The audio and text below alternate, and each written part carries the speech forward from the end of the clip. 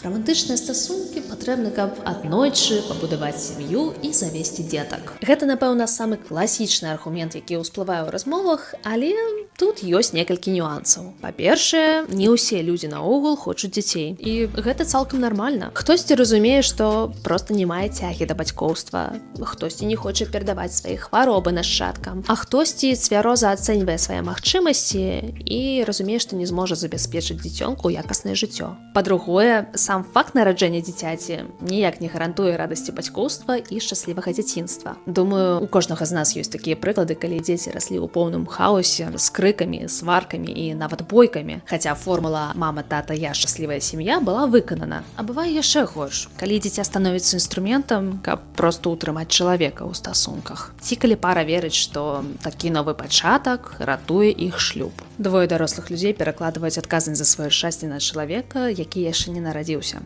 Класіка. Глядзіце поўнае відэа